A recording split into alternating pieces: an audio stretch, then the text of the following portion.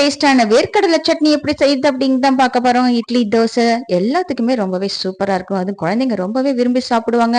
ரொம்ப ஹெல்த்தியான சட்னி கூட எப்படி செய்யலாம் அப்படிங்கறத நம்ம பார்க்கலாம். இப்ப பேன்ல எண்ணெய் ஊத்திக்கலாம். எண்ணெய் நல்லா காஞ்சதும் சின்ன வெங்காயம், கொஞ்சம் பெரிய வெங்காயம், பூண்டு, இஞ்சி, பச்சை மிளகாய், பட்டை மிளகாய் இது எல்லாத்தையும் போட்டு நல்லா வதக்கி விட்டுக்கலாம்.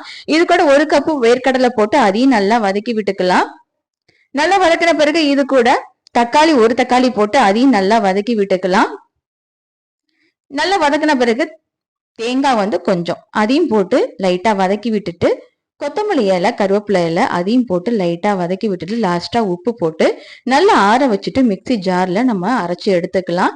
இதை தாளிக்கிறதுக்கு நம்ம என்ன பண்ணலாம் அப்படின்னா ஃபர்ஸ்ட் அரைச்சு முடிச்சதும் ஒரு பவுல்ல டிரான்ஸ்ஃபர் பண்ணிட்டு கடாயில எண்ணெய் ஊத்திக்கலாம். எண்ணெய் நல்லா காஞ்சதும் கடுகு 1/4 டேபிள் ஸ்பூன், வெள்ளை உளுந்து 1/2 டேபிள் ஸ்பூன், பட்டை மிளகாய் 1, கருவேப்பிலை தாளிச்சு ஊத்திக்கிட்டோம் அப்படின்னா இப்ப சட்னி நமக்கு ரெடி.